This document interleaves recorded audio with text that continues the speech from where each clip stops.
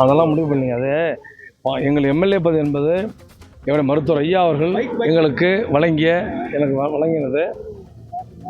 ஐயா சீட்டு கொடுத்தாங்க, சேலம் மேற்கு மக்கள் ஓட்டு போட்டாங்க. இருந்தாலும் கூட பாட்டாளி மக்கள் கட்சியில் இருக்கிற ஒவ்வொருத்தருமே உச்சகட்ட மன உளைச்சலில் இருக்கிறோம், சொல்லனா துயரத்தில் இருக்கிறோம். இது வந்து என்ன எப்படி அப்படிங்கிற சொல்லவே முடியாது. எல்லாம் மன வேதனை, மன அழுத்தம். இதில் ஒன்றும் இல்லை, அது அவ்வளோதான். நான் சொல்கிறதுக்கு ஒன்றும் இல்லை. ஏங்க ஐயா பார்க்க வந்தோம். ஐயா பார்க்க வந்தோம். ஐயா வழக்கமாக பார்க்கறது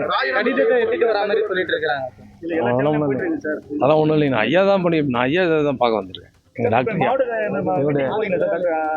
இல்லைங்க, மருத்துவர் ஐயா அவர்களை சந்திக்க வருகிறோம். மருத்துவர் ஐயா அவர்கள் ஆமாங்க. இப்போ ஒரு செய்தினா எங்களுக்கு வந்து நாங்கள் 2 பேரும் தான். இப்போ எங்களுக்கு ஐயா வந்து எங்களுக்கு கடவுள். இதுல வந்து ஒன்றும் எங்களுக்கு வேற ஒன்றும் சொல்றது ஒன்று. ராஜினாமா கடிதம் கொடுக்க போறதாகவும் ராஜினாமா கடிதம் இல்லைங்க, அரசியலே வேண்டாங்கிறத மன உளைச்சலாக இருக்கு.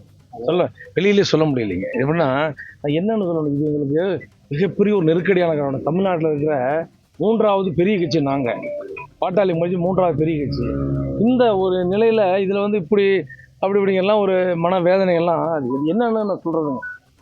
இந்த மாதிரி எங்கள் கட்சிக்கு ஒரு நெருக்கடியான காலகட்டம். ஆனால் இது கடந்து வருவோம்.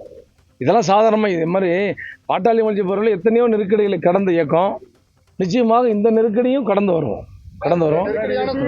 ராஜினாமா பண்றது வந்து சரியான இல்லைங்க. சொல்லக்கூடிய விஷயம் நிச்சயமா மருத்துவர் ஐயா. ஆமா,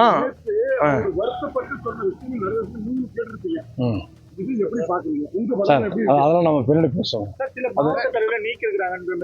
அதெல்லாம் பின்னாடி சார் ஐயாவை பொறுத்த வரைக்கும், மருத்துவ ஐயாவை பொறுத்த வரைக்கும் அவருக்கு எல்லாத்துக்கும் உரிமை உண்டு. அருளையும் வச்சிருக்கிறதுக்கு நீக்கிறதுக்கு எனக்கு எல்லாத்துக்குமான ஒரு உச்சபட்ச அதிகாரம் படைத்தவர் எங்கள் மருத்துவர் ஐயா அவர்கள்.